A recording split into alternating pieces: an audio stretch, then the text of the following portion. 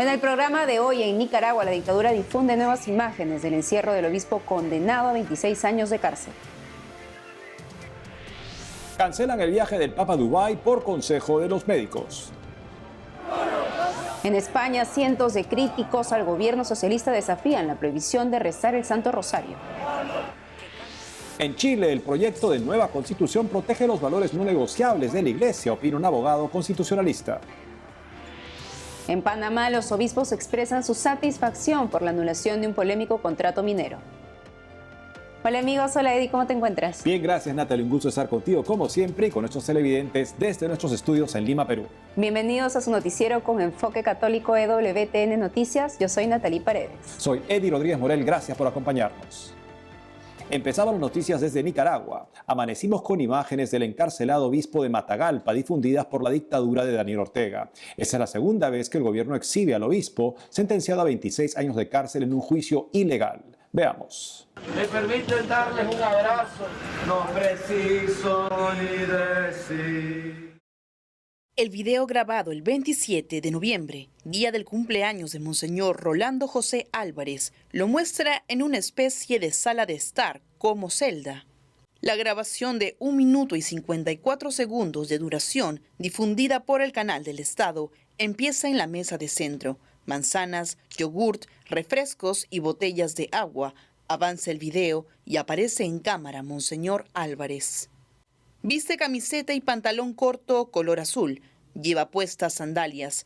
Está sentado en una silla de un comedor. Está mirando la televisión. La cámara vuelve a enfocar la mesa. Barritas de chocolate, granola, más agua, café. Monseñor Álvarez luce muy serio mientras lo graban.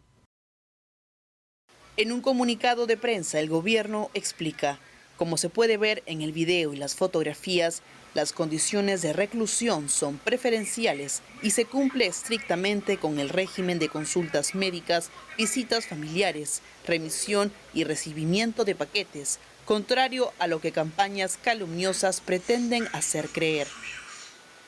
Estas son las fotos de las referidas consultas médicas. Le toman la temperatura, presión arterial y muestra de sangre. En otras fotos difundidas por el Ministerio de Gobernación, de un total de 36 imágenes, se ve al obispo Álvarez junto a sus hermanos Vilma y Manuel. Sobre las nuevas imágenes de Monseñor Álvarez difundidas por la dictadura en Nicaragua, el obispo auxiliar de Managua, exiliado en Estados Unidos, calificó el acto como cínico y de dudosa autenticidad. Escuchemos la opinión de los nicaragüenses Félix Maradiaga, exprisionero político, y el abogado Yader Morazán. Nos vemos en la obligación moral y ética de manifestar nuestro más profundo rechazo y preocupación. Esas imágenes, presentadas como una respuesta a las denuncias internacionales sobre las condiciones inhumanas y arbitrarias de su encarcelamiento, no son más que un intento de distorsión de la realidad.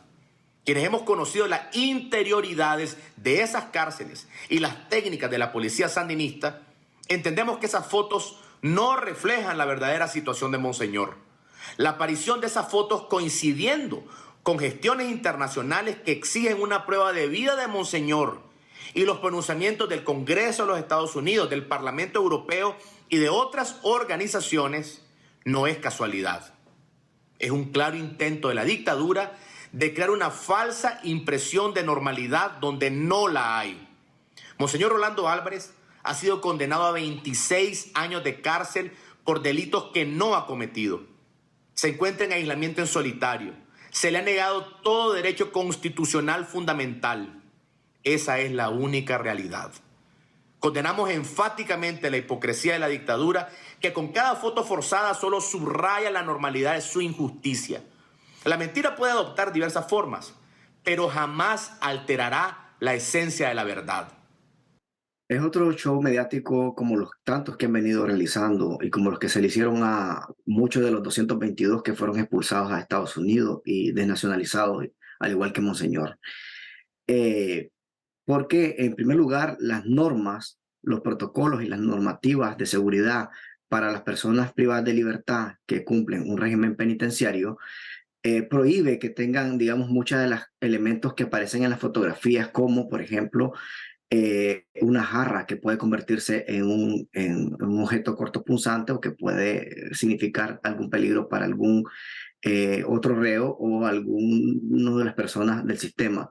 Además de cables y cordones, todo ese tipo de objetos son prohibidos en los regímenes penitenciarios y obviamente esto es parte de un show.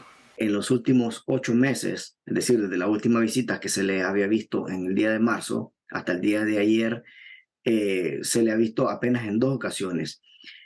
Tanto la Iglesia Católica de manera privada como los familiares han tratado de acceder y poder tener visitas frecuentes con Monseñor.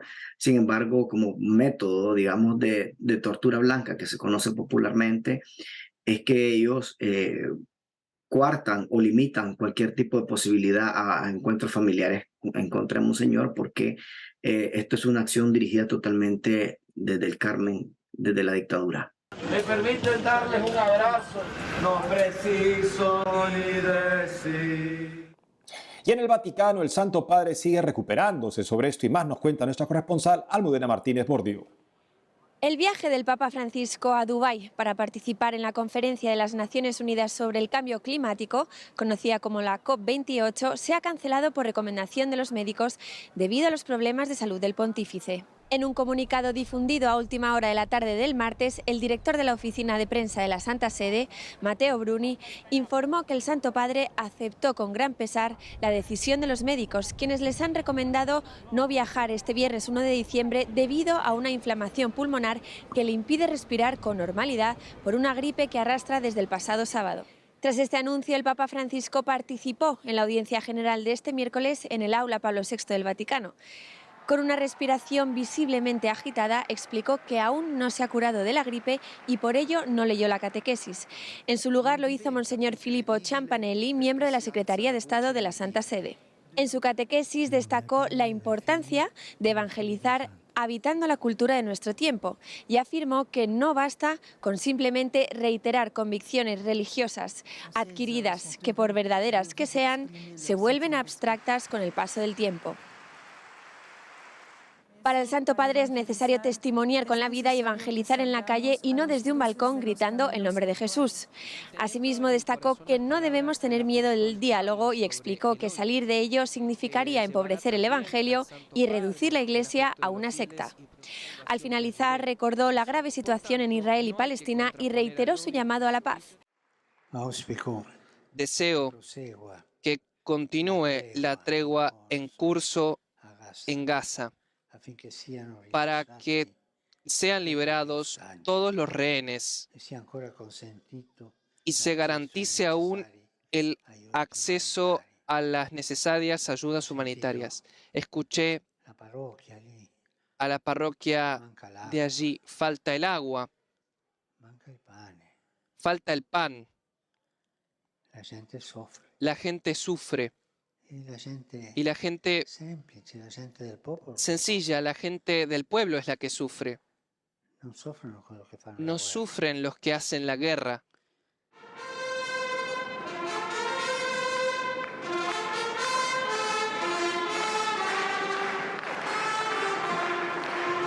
De pronto, ante la sorpresa de los fieles, los miembros de un circo italiano realizaron un animado y alegre espectáculo donde se vio disfrutar al Papa Francisco. Para el pontífice, el circo muestra una dimensión del alma humana que es la alegría gratuita y la alegría simple hecha con la mística del juego. Asimismo, a primera hora de la mañana, antes de la audiencia general, el Papa Francisco recibió en el Vaticano al equipo del Celtic Football Club, a quienes explicó que lo importante no es ganar o perder, sino el ejemplo que se da tanto dentro como fuera del campo. En Roma, Almudena Martínez Bordiú, EWTN Noticias. En España, los católicos no dejan el Santo Rosario en los tiempos difíciles. Así enfrentan el complicado momento político que viven. Nuestro corresponsal Nicolás de Cárdenas informa. Santa María, Madre de Dios, ruega por nosotros los pecadores, ahora y en la hora de nuestra muerte. Amén. Dios te salve María, llena eres de gracia. Centenares de personas se congregaron en la tarde del martes 28 de noviembre para rezar el Santo Rosario en Madrid, desafiando la prohibición de la delegación del Gobierno. Este veto se basa en la consideración de que la convocatoria no estaba comunicada con el plazo previo habitual de 10 días, al entender que no existe la causa de urgencia alegada que permite convocatorias más inmediatas.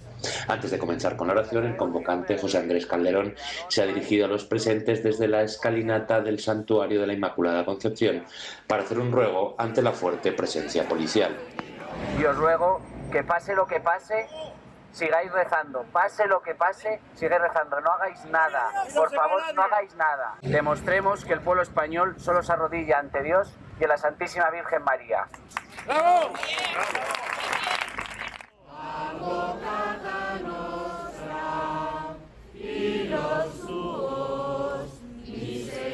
Un sacerdote identificado como el Padre Montes tomó la palabra en mitad del rezo para recordar que se trataba de un acto de reparación a Dios por la prohibición de rezar.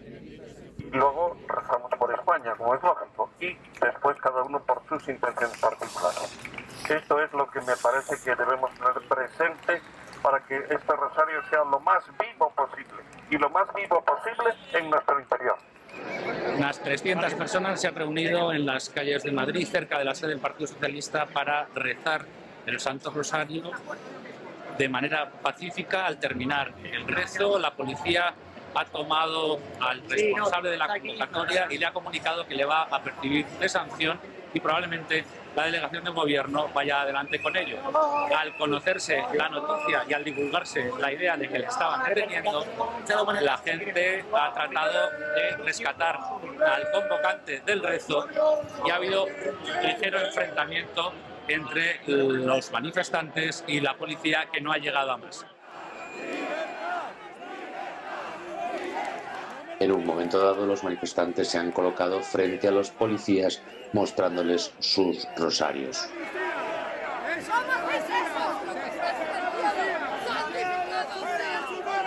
Tras pasados los 10 minutos, los manifestantes se han dirigido a la sede del Partido Socialista, objetivo de las manifestaciones de las últimas 3 semanas.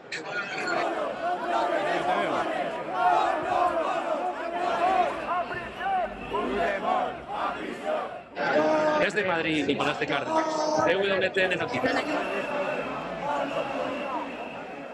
El domingo 17 de diciembre se votará en plebiscito la propuesta de una nueva constitución en Chile. Para saber más al respecto, estamos conectados con Vicente Argú, de la ONG Comunidad y Justicia, la cual ha participado en el proceso de elaboración del proyecto desde el inicio. Vicente, bienvenido al programa.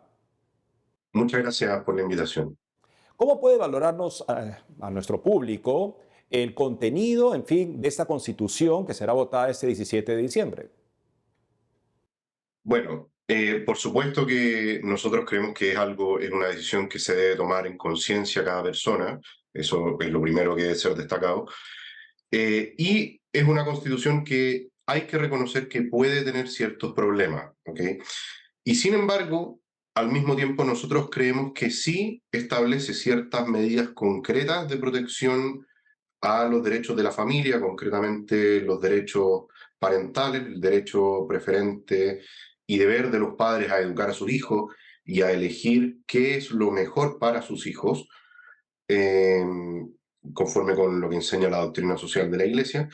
También refuerza la protección del derecho a la vida, incluyendo la vida de quien está por nacer, entre otras medidas, otras mejoras que son ciertamente muy importantes y que pueden proteger de mejor manera que la Constitución actual, al menos dado el modo en el cual se ha interpretado la Constitución actual, el modo en el que se ha aplicado en Chile. Y por eso nosotros, como Comunidad y Justicia, creemos que lo mejor es votar a favor y hemos optado por esa postura, reconociendo, sin embargo, algunos elementos que pueden ser problemáticos en la propuesta y que creemos que hay que tener en consideración también. En comparación al anterior proyecto de constitución rechazado en plebiscito, estamos hablando entonces de algo mucho más aceptable. Sí, por supuesto. El proyecto de constitución rechazado el 4 de septiembre pasado fue un proyecto abiertamente progresista en muchos sentidos, un proyecto que buscaba abrirle la puerta al aborto libre, abrir la puerta a la existencia de derechos sexuales y reproductivos, y aparte de ser una propuesta abiertamente feminista y de tener otros problemas también que son bastante complejos, un control estatal más o menos fuerte de la educación, y aquí ocurre todo lo contrario, y es una propuesta por lo demás que me parece a mí que también en otras materias políticas discutibles, opinables, sí presenta fórmulas que acabaron siendo de consenso, más o menos transversales, y en ese sentido es un texto que presenta bastantes aspectos muy positivos y bastante razonables, me parece a mí. Puntos mínimos comunes entre distintos sectores políticos, pero al mismo tiempo asegurando una protección muy clara, muy favorable a los bienes humanos que la Iglesia considera bienes no negociables o valores no negociables, como dice Benedicto XVI en Sacramentum Caritatis. ¿Cómo se acerca el votante chileno promedio, digamos, en encuestas ante este plebiscito? Hasta ahora no es del todo claro. Las encuestas han ido variando en la tendencia. Últimamente la encuesta Academ, que es una de las que tiene más prestigio en Chile, ha ido mostrando una tendencia cada vez más marcada por un incremento en el votante a favor y un crecimiento, y al revés, una disminución de los votantes en contra. Pero al comienzo si es que uno veía estas encuestas al comienzo, bueno, el voto en contra era muy mayoritario y el voto a favor era muy minoritario. Y es comprensible que sea así, me parece a mí, porque la gente muchas veces no tiene claro qué es lo que va a votar y simplemente quería rechazar, a veces porque, bueno, la vez pasada rechazamos, bueno, ahora vamos a rechazar de nuevo, para mantener lo que hay, algo como eso, digamos. Y hay otros que no saben mucho qué hacer y que se oponen frontalmente por tener ciertas cosas negativas en la propuesta, pero sin estar considerando suficientemente quizás las positivas. Y a medida que el texto se ha ido dando a conocer, ha ido creciendo la cantidad de personas que votan a favor, o que se inclinan por votar a favor. ¿Qué nos puede decir de la libertad religiosa en esta propuesta constitucional?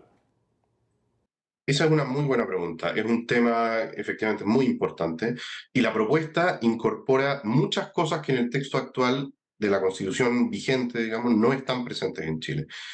En primer lugar, un reconocimiento de la dimensión educativa de la libertad religiosa, incluyendo también aquí el rol de los padres, el derecho preferente de los padres a educar a sus hijos según sus convicciones morales y religiosas.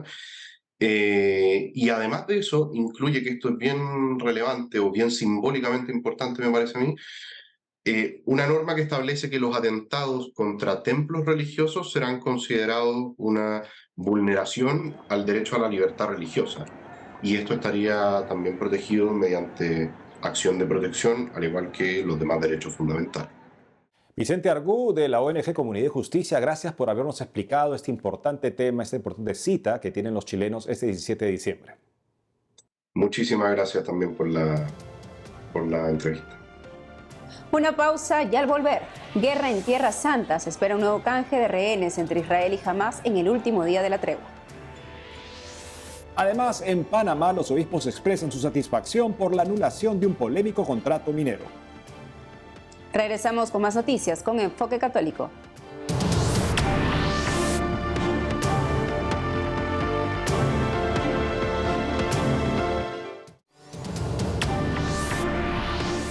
Ahora noticias de la guerra en Tierra Santa. 12 rehenes fueron liberados este martes por el grupo terrorista Hamás, entre ellos 10 mujeres israelíes, argentinas y 2 tailandeses. Por su lado, el gobierno de Israel excarceló a 30 palestinos. Está prevista la liberación de 10 rehenes más este miércoles, sexto y último día de la tregua entre Israel y Hamás.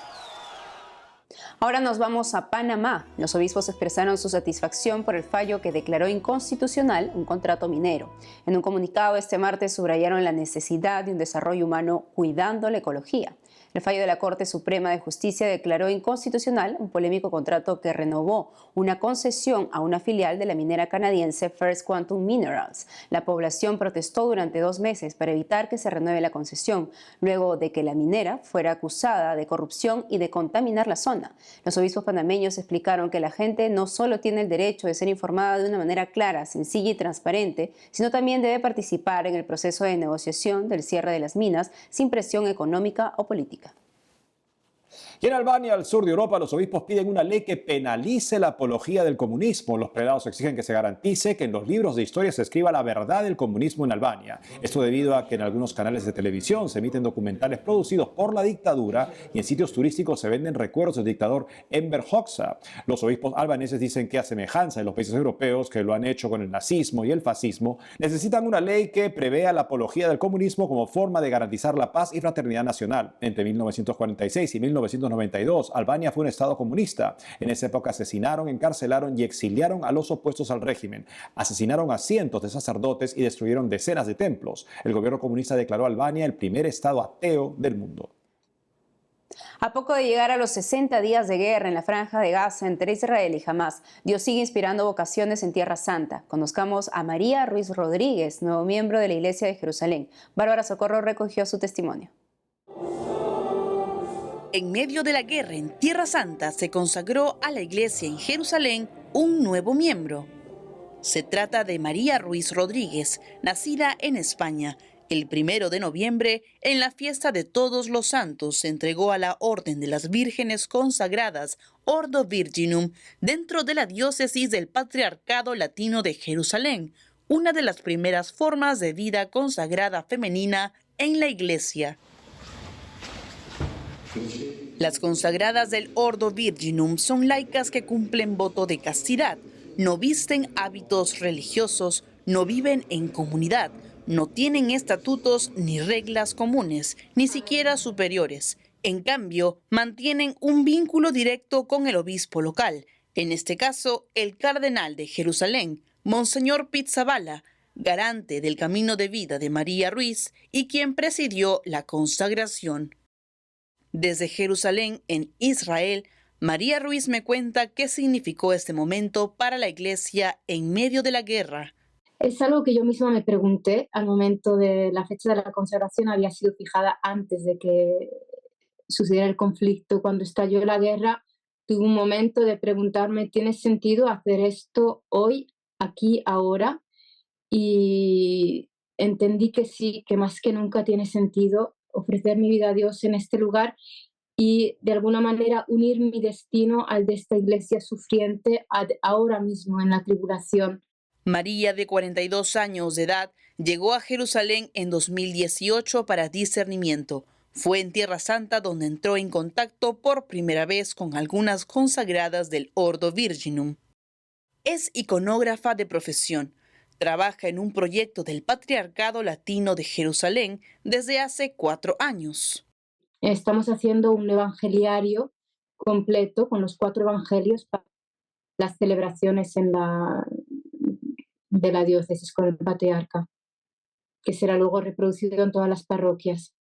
María considera que la ceremonia de su consagración fue verdaderamente profética, ya que fue celebrada en varias lenguas, reunió en un mismo lugar a hebreos, musulmanes, cristianos árabes, emigrantes y a la iglesia local. Una ceremonia llena de la presencia de Dios. Piensa que la guerra pone a prueba la fe de los cristianos en Israel, pero no la debilita. Dice que la fe es firme. En hebreo me da un mensaje de paz que dice: que el Señor les bendiga con su paz y con el amor. Adonai yevarech etchem beshalom be'ahava. María expresa que su condición como extranjera es una bendición para la iglesia en Jerusalén, porque no es árabe ni judía. Esto le permite traspasar las divisiones que separan y recordar su vocación universal. Amén.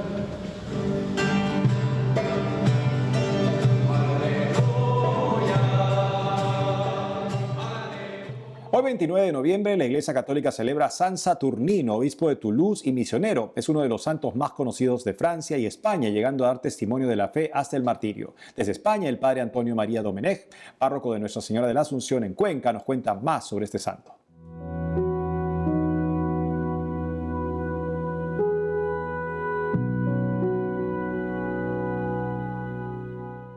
Celebramos a San Saturnino, que fue un obispo mártir de los años 250 en el sur de Francia, donde está ahora Toulouse. Digamos que geográficamente y en el tiempo coincide con los cómics de Asterix y Obelix. Para quien no los conozca, luchaban contra el Imperio Romano y se mantenían fuertes en su aldea.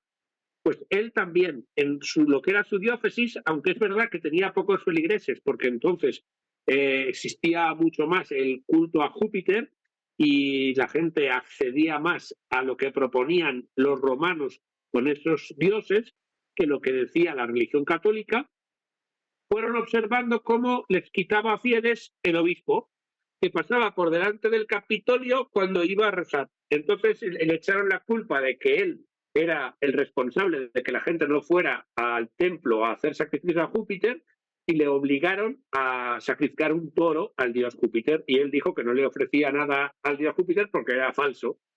Entonces lo ataron a las astas del toro y murió arrastrado por el toro. Creo que aprendemos de él que tenemos que dar en todo momento y en todo lugar testimonio de Cristo, y que al final es él el quien se queda con la victoria y el que nos defenderá delante de su Padre cuando nosotros lo confesemos delante del mundo que nos rodea. Y también que no demos importancia a los idolillos de este mundo, como el tener cosas o el conseguir dinero o el viajar o el quedar bien, porque el Señor está por encima.